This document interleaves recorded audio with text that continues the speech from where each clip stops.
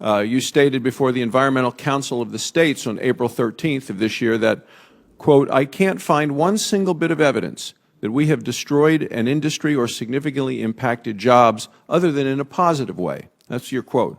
Well, I don't know what you're talking about. I hear it every day back in my state in Wyoming. Heard it this weekend, how EPA regulations are destroying the coal industry.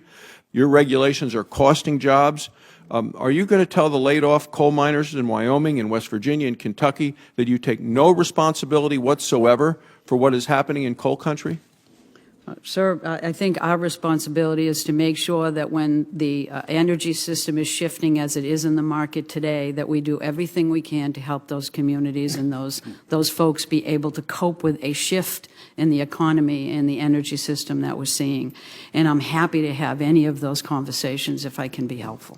So based on your quote of April 15th, 13th, you're saying you're not responsible for even one job loss in coal industry? Sir, I did not say that is not what my quote said, but what I would indicate to you is I believe that the energy system has been shifting since the 80s, and it is time that we work with those communities and individuals to make sure that everybody in the United States has an opportunity to live well.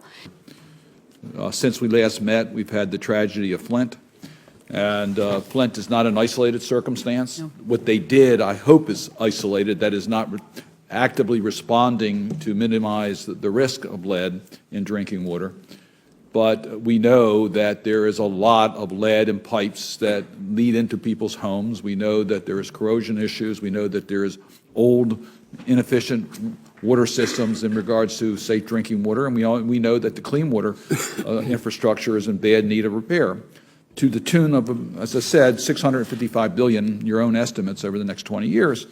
So I am perplexed as to why in regards to the Safe Drinking Water State Revolving Fund, the President's budget is less this year requested than what the President requested last year in his budget.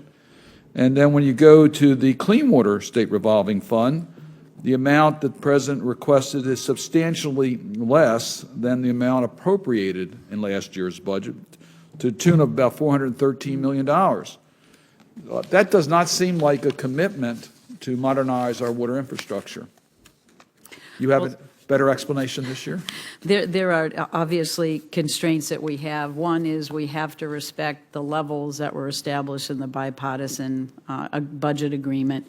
And we are, our choice was, how do we use the money that's allocated to us in the best way that we can?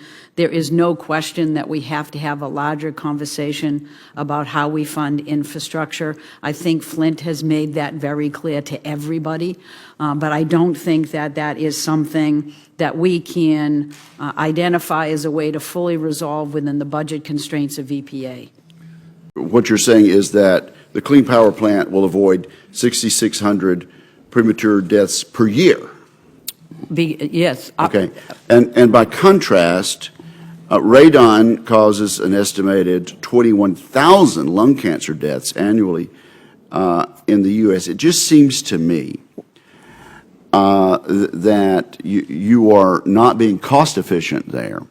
The core mission of the EPA is to protect human health and environment. Given these numbers, it seems to me that taking the money away from known threats such as indoor radon is inefficient, in that there are some 21,000 lung cancer deaths attributed to radon each year. Well, let me just respond to that. Sir, there is, if I thought $8.1 million in state grants would actually reduce 21,000 lives and save those, I would. That's really the question, is whether or not that $8.1 million to states is the right way to address the risk that is apparent. And we've developed a separate strategy that we think is more efficient, that doesn't require state grants to be done, and we have not found that state grants are the most appropriate and efficient way to address that risk.